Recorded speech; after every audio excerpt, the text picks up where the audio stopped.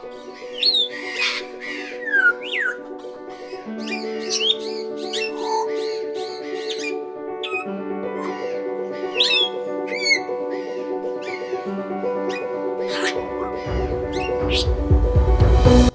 باللہ من الشیطان الرجیم بسم اللہ الرحمن الرحیم اللہم صلی علی سیدنا و مولانا محمد وعلی آل سیدنا و مولانا محمد وبارک وسلم۔ حکایت۔ ایک روز بلال رضی اللہ تعالی عنہ حبش کے رہنے والے حضرت صلی اللہ علیہ وآلہ وسلم کے غلام اذان بہت خوشالخانی سے دیتے تھے۔ مسلمان ہونے کے بعد کفار کے ہاتھوں ایک مدت تک ظلم اٹھاتے رہے۔ انہوں نے اپنے نازک بدن پر بہت سے کوڑے کھائے، اس قدر بے شمار لکڑیاں اور کوڑے کھا کر آپ کے جسم سے خون جاری ہو گیا، لیکن صدق دل سے اسی طرح خدا کا نام لیتے رہے کہ وہ ایک ہے۔ اگر کسی کے پاؤں میں راہ چلتے ذرا سا کانٹا بھی چبھ جاتا ہے تو کسی کی محبت یا دشمنی کا خیال نہیں رہتا۔ وہ شخص جب اس قدر مصیبتوں میں گرفتار تھا تو ایسی قوم کے ہاتھوں میں رہ کر اپنا مذہب بدلنا بہت بڑی بات ہے۔ وہ لوگ تو ایسے باہمت تھے، تو ایسا ذلیل و کم ہمت ہے، تو کب تک پریشان اور حیران رہے گا؟ تیری زبان سے صحابہ رسول صلی اللہ علیہ وآلہ وسلم کو تکلیف پہنچتی ہے اور تیری زبان پر کافروں کے سے لفظ آ گئے ہیں، یعنی تو کافروں کی طرح صحابہ کی مذمت کرتا ہے۔ تو واہیات باتوں میں اپنا نامہ اعمال سیاہ مت کر۔ اگر تو اپنی زبان کو قابو میں رکھے تو سب پر سبقت لے جائے، یعنی با ایمان ہو جائے۔ خواہ علی رضی اللہ تعالی عنہ تھے یا ابو بکر رضی اللہ تعالی عنہ، ان میں سے ہر ایک کی جان خدا کو پہچاننے میں مصروف تھی۔ جبکہ شب ہجرت حضرت محمد صلی اللہ علیہ وآلہ وسلم غار میں تشریف لے گئے تو آپ کی جگہ آپ کے بستر پر حضرت علی رضی اللہ تعالی عنہ سوئے۔ حضرت علی رضی اللہ تعالی عنہ نے اپنی جان اس رات اس لیے خطرہ میں پڑھ کر قربان کی کہ کسی طرح حضرت رسول خدا صلی اللہ علیہ وآلہ وسلم پر آنچ نہ آنے پائے، اور حضرت ابو بکر صدیق رضی اللہ تعالی عنہ نے حضرت رسول خدا صلی اللہ علیہ وآلہ وسلم کے لیے اپنی جان خطرہ میں ڈالی۔ شب ہجرت حضرت ابو بکر رضی اللہ تعالی عنہ غار میں حضرت رسول خدا صلی اللہ علیہ وآلہ وسلم کے ہمراہ تھے۔ یہ دونوں بہادر حضرت علی رضی اللہ تعالی عنہ اور حضرت ابو بکر رضی اللہ تعالی عنہ حضرت رسول خدا صلی اللہ علیہ وآلہ وسلم کے لیے جان دینے کو تیار تھے، اور اس طرح اپنی جان کھو کر اس کی حفاظت میں چلے گئے۔ تو تعصب کیے جا، لیکن ان دونوں نے مردانہ وار اپنی جانیں حضرت رسول خدا صلی اللہ علیہ وآلہ وسلم پر قربان کر دیں۔ اگر تو مرد ہے تو خواہ حضرت علی رضی اللہ تعالی عنہ جیسا بن جا، یا حضرت ابو بکر رضی اللہ تعالی عنہ جیسا ہو جا، یا حضرت علی رضی اللہ تعالی عنہ جیسی تکالیف برداشت کر، یا حضرت ابو بکر رضی اللہ تعالی عنہ جیسی مشکلات سے ہے۔ ان دونوں کی طرح جان نثاری اختیار کر، ورنہ خاموش ہو جا اور یہ خیال چھوڑ دے۔ اے لڑکے، تو حضرت علی رضی اللہ تعالی عنہ اور حضرت ابو بکر رضی اللہ تعالی عنہ کو پہچان اور خدا اور عقل سے بے خبر ہو جا۔ تو اس جھگڑے کو اسی طرح ناتمام چھوڑ دے اور دن رات اس سچائی کا غلام رابعہ کی طرح ہو جا۔ رابعہ رودکی کی ہم اثر تھی، عربی فارسی دونوں زبانوں میں شعر کہتی تھی۔ اس کا شمار صوفیہ میں کیا جاتا ہے۔ ایک غلام سے عشق تھا جو مجازی سے گزر کر حقیقی تک جا پہنچا۔ عورت کا غیر مرد سے عشق اسلام میں معیوب ہے، اس لیے لوگوں نے اسے قتل کر ڈالا۔ رابعہ عورت نہیں تھی بلکہ 100 مردوں کے برابر تھی، اور سر سے پاؤں تک عشق حقیقی میں غرق تھی۔ وہ ہمیشہ عشق حقیقی میں ڈوبی رہتی تھی اور عوام کی غلطی سے قتل کر دی گئی۔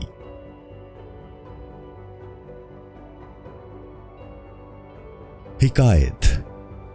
ایک شخص نے اس سے پوچھا کہ اے صاحب قبول، تو یاران رسول صلی اللہ علیہ وآلہ وسلم کے متعلق کیا کہتی ہے؟ اس نے کہا کہ مجھے اپنی ہی خبر نہیں ہے، تو پھر میں یاران رسول صلی اللہ علیہ وآلہ وسلم کی کیسے خبر دے سکتی ہوں؟ اگر خدا کی راہ میں میرا دل اور جان غائب نہ ہوتی تو ایک لمحہ کے لیے میں اوروں کے رائے کے متعلق بھی غور کر سکتی۔ کیا میں وہ نہیں ہوں کہ سجدہ میں میری آنکھ میں ایک کانٹا چبھ گیا اور میری آنکھ سے زمین پر خون بہنے لگا اور مجھے اپنے اس خون بہنے کی خبر تک نہ ہوئی؟ جس کا دل ایسے عشق حقیقی میں گرفتار ہو اسے بھلا دوسروں کی مصیبتوں میں پڑنے کی فرصت کہاں ملتی ہے؟ جب میں ایسے مرتبہ پر نہیں پہنچی تھی تو اور بات تھی، اور جب سے کہ میں نے خدا کو پہچانا ہے تو میں کسی اور کو صرف اپنے خیال کے مطابق کیسے پہچان سکتی ہوں؟ یعنی اب سوائے یاد خدا کے مجھے کسی کام کی فرصت نہیں۔ تو اس راستہ میں خدا کا رسول نہیں ہے، اس لیے اس جھگڑے سے باز آ۔ تبرہ مطلب ہے کسی سے اپنی برت ظاہر کرنا، اصطلاحاً گالیاں دینا۔ تو تبرہ اور محبت جتلانے سے باز آ۔ تو ایک مٹھی بھر خاک ہے اس لیے خاک ہو جا۔ تو مٹھی بھر خاک ہے اس لیے خاک سے باتیں کر، سب کو پاک سمجھ اور پاک ہو جا۔ حکایت۔ دنیا کے سردار محمد صلی اللہ علیہ وآلہ وسلم نے خدا سے درخواست کی کہ میری تمام امت کا کام میرے سپرد کر دے، تاکہ میری امت میں سے کسی کے گناہ کی تجھ تک ایک لمحہ کے لیے بھی اطلاع نہ پہنچے۔ خداوند تعالیٰ نے کہا کہ اے سب سے بڑے سردار، اگر آپ ان بے شمار گناہوں کو دیکھیں گے آپ ان کو برداشت نہیں کر سکیں گے اور شرمندہ ہو کر غائب ہو جائیں گے۔ عائشہ رضی اللہ تعالی عنہا جو کہ آپ کو جان کے برابر عزیز تھی، جب ان کے خلاف ایک الزام لگایا گیا تو آپ ان سے بیزار ہو گئے۔ آپ نے اہل حجاز کی باتیں سن کر انہیں اپنی جگہ واپس کر دیا۔ آپ تمام دنیا سے افضل ہیں اور آپ کی امت کو میرے ہی حوالے کر دیجئے۔ اگر آپ چاہتے ہیں کہ دنیا میں کسی کو بھی آپ کی امت کے گناہوں کی خبر نہ ہو، اے عالی نسب سردار، میں بھی یہی چاہتا ہوں کہ ان کے گناہوں کی آپ تک خبر نہ ہو۔ آپ اس میں پاؤں مت رکھیں بلکہ ایک کنارہ پر چلے جائیں، اس معاملہ سے قطع تعلق کر لیں اور اپنی امت کے دن رات کا کام میرے حوالے کر دیں۔ جبکہ حضرت صلی اللہ علیہ وآلہ وسلم کی امت کا کام حضرت محمد صلی اللہ علیہ وآلہ وسلم کے قبضہ میں نہیں ہے، تو پھر یہ تیرے قبضہ میں کیسے ہو سکتا ہے؟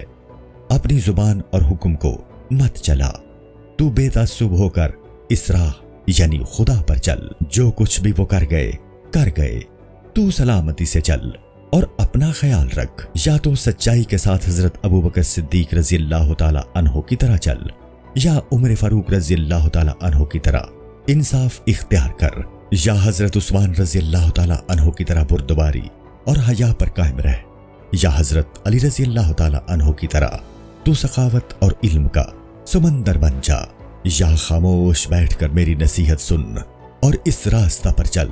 اگر تو سچا انسان ہے اور تجھ میں حضرت علی رضی اللہ تعالی عنہ کا سا علم ہے، اے شخص، ہر سانس کفر میں بڑھتا جاتا ہے، یعنی دنیا میں کفر ترقی کر رہا ہے۔ کافر نفس کو مار اور مومن بن جا، اور جب تو نے اپنے نفس کو مار دیا تو اب آرام اور چین سے زندگی بسر کر۔ تعصب میں تو بےہودہ اور فضول باتیں مت کر، اور اپنے دل سے تو رسول صلی اللہ علیہ وآلہ وسلم کی طرح حکم مت چلا۔ تیرے اکیلے کی بات مذہب قبول نہیں کر سکتا، اور خاص طور پر جب کہ تو یاران رسول صلی اللہ علیہ وآلہ وسلم کے متعلق کوئی بات کہے۔ اے خدا، مجھ میں تعصب نہیں ہے، اور تو میری جان کو تعصب سے محفوظ رکھیو، میری جان کو تعصب سے پاک رکھیو، اور اس گناہ سے میرا نامہ اعمال کو خالی رکھیو۔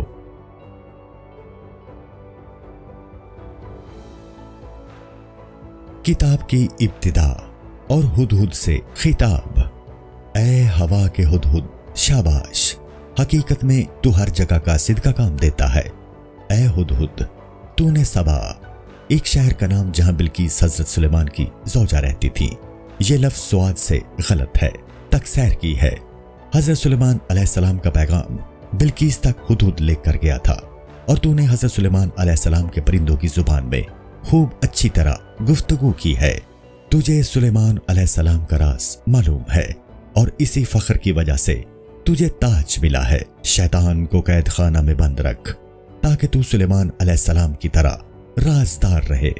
جس وقت کہ تو شیطان کو قید کر لے گا، اس وقت تو حضرت سلیمان علیہ السلام کے ہمراہ بارگاہ ایزدی میں جا سکے گا۔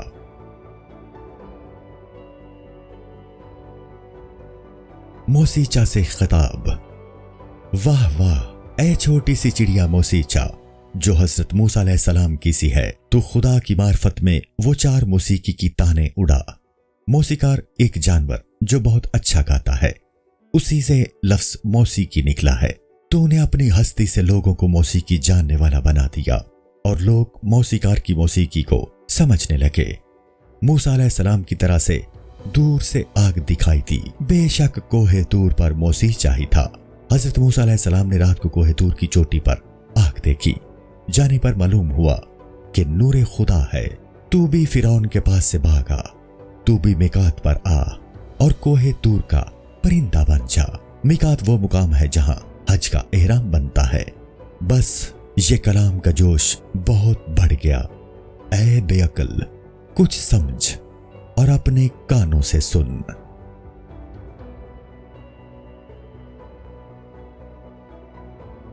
طوطے سے خطاب۔ طوبہ بہشت کے ایک درخت کا نام ہے۔ اے طوبہ پر بیٹھے والے طوطے، شاباش، تو نے بہشت کا زیور اور سرخ رنگ کا طوق پہنا۔ طوق سے مراد طوطے کا کنٹھ سے ہے۔ جبکہ حضرت ابراہیم علیہ السلام خلیل اللہ آپ کا خطاب ہے نے نمرود کے ہاتھ سے رہائی پائی تو آگ میں نہایت اطمینان سے بیٹھ گئے۔ حضرت ابراہیم علیہ السلام کو نمرود نے آگ میں ڈلوا دیا تھا۔ تو نمرود کا سر قلم کر دے، یعنی کاٹ ڈال، اور حضرت ابراہیم علیہ السلام کی طرح آگ میں قدم رکھ۔ جبکہ تو نمرود کی وحشت اور عذاب سے رہا ہو گیا تو زیور پہن۔ اب تجھے اس آگ کے طوق سے کیا ڈر؟ آگ کا طوق تو دوزخی میں ملے گا، اور یہ زیور یعنی طوطے کا کنٹھ صرف بہشت والوں اور سخاوت کرنے والوں کے لیے مخصوص ہے۔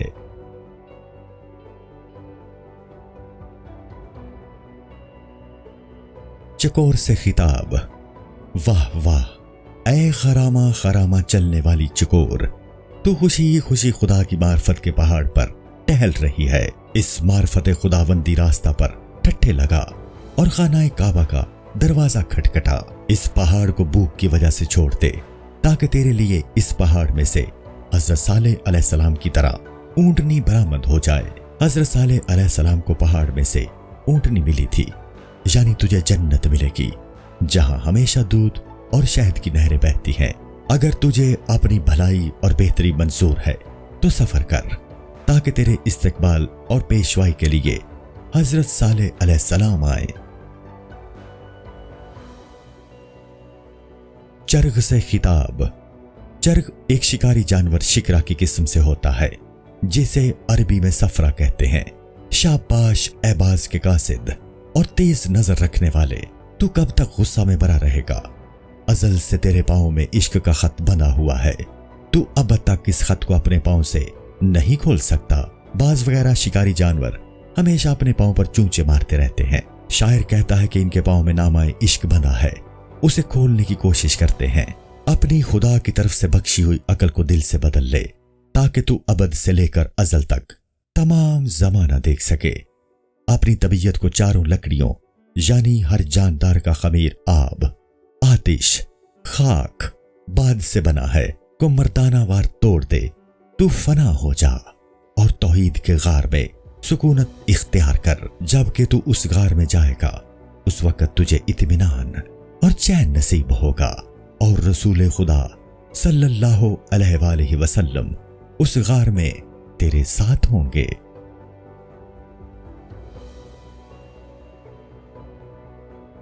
تیتر سے خطاب۔ الست سے اشارہ اس روز کی طرف ہے جبکہ خدا نے تمام مخلوق سے خطاب فرمایا، الستو بربکم، یعنی کیا میں تمہارا رب نہیں ہوں؟ تو تمام نے جواب دیا، بلا، بے شک تو ہی ہمارا خدا ہے۔ اس سے مراد ابد ہے۔ واہ واہ اے تیتر کہ تجھے ابد سے معراج حاصل ہے اور تیری آنکھیں اب تک راز الست پر لگی ہوئی ہیں، یعنی تجھے اپنا قول یاد ہے۔ چونکہ تو نے روز الست خدا کا حکم دل و جان سے مان لیا تھا، اس لیے اب تو اپنے نفس یعنی جان سے بیزار ہو جا۔ چونکہ تیرے نفس کے ساتھ مصیبت کا بھنور بھی موجود ہے، تو بھلا اس بھنور میں تو کیسے سلامت رہ سکتا ہے؟ یعنی نفس کی موجودگی میں تیری سلامتی ناممکن ہے، تو گناہ کا ارتکاب ضرور کرے گا۔ اے نفس، نفس سے مراد نفس امارہ ہے جو انسان میں خیالات فاسد بھڑکاتا ہے، کو حضرت عیسیٰ علیہ السلام کے گدھے کی طرح جلا دے اور پھر عیسیٰ علیہ السلام کی طرح اپنی جان کو پاک کر لے۔ اور اسے روشن کر، گدھا یعنی نفس جلا دے اور اپنی جان کے پرندے سے کام لے، تاکہ حضرت عیسیٰ علیہ السلام روح اللہ، حضرت عیسیٰ علیہ السلام کا لقب ہے، تیری پیشوائی کو خوشی خوشی آئیں۔ بلبل سے خطاب، اے عشق کے باغ کی بلبل، شاباش، تو اپنے عشق کے داغوں کی تکلیف کی وجہ خوب آہو بکا کر اپنے دل کے درد سے داؤد کو بھی رلا دے۔ حضرت داؤد علیہ السلام بہت اچھا گاتے تھے، لیکن یہ بلبل سے کہتے ہیں کہ تو اس قدر عمدہ نالہ کر کہ داؤد تک رونے لگے، تاکہ وہ تیرے اوپر ہر وقت سینکڑوں جانیں قربان کرنے کو تیار ہو جائیں۔ تو کب تک اپنے نصیب نفس کے ساتھ زرہ بناتا رہے گا؟ داؤد کی طرح تو اپنے لوہے کو موم کر دے۔ حضرت داؤد علیہ السلام کو یہ قدرت حاصل تھی کہ لوہے کو موم کر دیتے تھے۔ اگر یہ تیرا لوہا یعنی نفس موم کی طرح نرم ہو جائے گا تو عشق خداوندی میں حضرت داؤد علیہ السلام کی طرح بڑا درجہ حاصل کر لے گا۔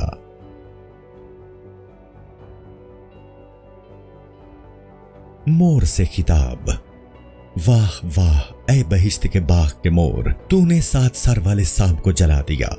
روایت ہے کہ بہشت میں حضرت آدم علیہ السلام کو ورگلانے کے لیے شیطان نے سانپ کی صورت اختیار کی، اور مور چونکہ سانپ کھاتا ہے اس لیے سانپ کو زخمی کر کے بہشت میں لے گیا، حالانکہ یہ سانپ شیطان تھا۔ اس پاداش میں مور کو بہشت سے نکالا گیا، جس کا اشارہ دوسرے شعر میں ہے، تیرے خون میں سانپ کی اس دوستی کا اثر آج تک موجود ہے اور تجھے بہشت سے باہر نکال دیا۔ تو نے راستے میں طوبہ درخت کو دیکھا اور تیرا دل سیاہ ہو گیا، تو حیران ہو گیا جب تک تو اس سانپ یعنی اپنے نفس کو ہلاک نہیں کرے گا، تو اس راز یعنی خدا کے عشق کا راز کے سمجھنے کے قابل نہیں ہوگا۔ اگر تجھے اس کمبخت سانپ سے نجات مل جائے تو تجھے بہشت میں ایک خاص اور اعلیٰ درجہ حضرت آدم علیہ السلام کے ساتھ مل جائے گا۔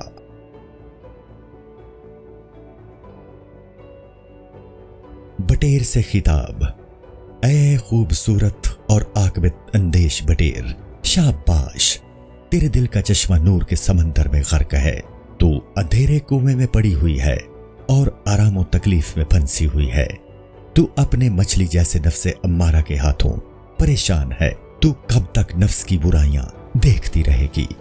تو اس برائی چاہنے والی نفس کی مچھلی کا سر کاٹ ڈال، تاکہ تو اپنا سر چاند سے گھس سکے۔ ماہی پستی سے مراد ہے اور چاند بلندی سے، یعنی تو اس پستی سے بلند مرتبہ پر جا پہنچے۔ اگر تجھے اپنی نفس کی مچھلی سے رہائی مل جائے تو حضرت یونس علیہ السلام کے ہمراہ تجھے بہشت کے صدر میں جگہ ملے۔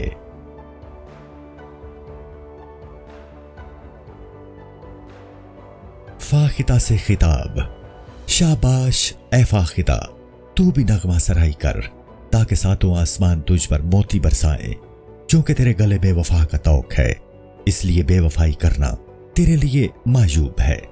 جب تک کہ تیرے جسم کا ایک بال بھی باقی رہے گا میں تجھے سر سے لے کر پاؤں تک بے وفا کہتا رہوں گا۔ اگر تو اپنے آپ سے باہر آ جائے گی تو اپنی عقل مندی کی وجہ سے تجھے حقیقت خداوندی کا راستہ مل جائے گا، اور جب کہ تیری عقل تجھے معرفت اور حقیقت کی طرف لائے گی تو حضرت خضر علیہ السلام تیرے لیے آب حیات لائیں گے۔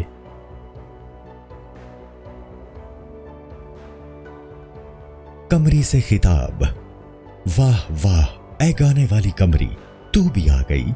تو خوش گئی تھی، اب رنجیدہ واپس کیوں آئی ہے؟ اس رنجیدہ کمری کو دیکھ کر خون میں ڈوبی ہوئی آئی ہے۔ اور حضرت یونس علیہ السلام، ذوالنون حضرت یونس علیہ السلام کو اس لیے کہتے ہیں کہ آپ 7 روز تک مچھلی کے پیٹ میں رہے کی طرح قید خانہ میں ہے۔ اپنے تئیں اس اندھیرے کنویں سے نکال اور اپنا سر آسمان سے بھی بلند کر لے، بلند مرتبہ ہو جا۔ یوسف کی طرح قید خانے اور کنویں میں سے نکالا تاکہ عزت کے مصر میں ان کی طرح بادشاہ بن جائے۔ حضرت یوسف علیہ السلام پہلے چاہے کنعان میں رہے، پھر مصر میں قید رہے اور آخر کار مصر کے بادشاہ بن گئے۔ اسی طرح شاعر کمری سے کہتا ہے کہ تو ان حوادثات اور مشکلوں کو برداشت کر، پھر تجھے بھی حضرت یوسف علیہ السلام کا سا رتبہ مل جائے گا۔ اگر تو اس طرح ملک کو فتح کر لے گی، یعنی اپنے نفس سرکش کو دبا لے گی، تو حضرت یوسف علیہ السلام تیری رہنمائی کرنے کے لیے آئیں گے۔ باز سے خطاب، واہ واہ اے باز، تو بھی اڑتا ہوا آ گیا۔ تو سرکشی کر کے گیا تھا، یعنی آسمان کی طرف اڑا تھا، لیکن اب پھر سر لٹکائے پستی کی طرف آیا۔ جب تک کہ تو شرمسار یعنی سرنگوں ہے، سرکشی اور غرور مت کر۔ تو اپنے آپ کو فرما بردار اور مطیع رکھ۔ جب تک کہ تو اس گناہ کے خون میں بھرا ہوا ہے، تو دنیا بھر کے مردار جانوروں میں پنسا ہوا ہے۔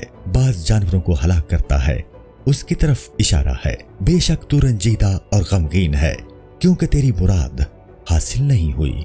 تو دنیا اور عاقبت کے جھگڑوں سے آزاد ہو جا۔ پھر تو سر سے ٹوپی اتار کر دیکھ، تو حقیقت خداوندی معلوم ہوگی۔ جب تک کہ تو ان دونوں جہانوں کا خیال چھوڑ دے گا، تو پھر سکندر یعنی ذوالقرنین سکندر کا لقب ہے کہ تخت پر تجھے جگہ ملے گی۔ السلام علیکم۔ پوری کتاب دیکھنے کے لیے ہمارے یوٹیوب چینل صوفی سما کی پلے لسٹ میں جائیں۔ یہاں آپ کو مختلف بزرگوں کی کتابیں ملیں گی، اور جو کتاب پوری نہ ہوئی اس پر کام تیزی سے ہو رہا ہے اور ریگولر بیسس پر اپلوڈ ہوتی رہتی ہیں۔ آپ سے گزارش ہے کہ آپ ہمارے یوٹیوب چینل کو سبسکرائب کر لیں اور بیل نوٹیفیکیشن پر کلک کر لیں، تاکہ ہماری آنے والی کتابیں آپ کو ملتی رہیں۔ جزاک اللہ خیر۔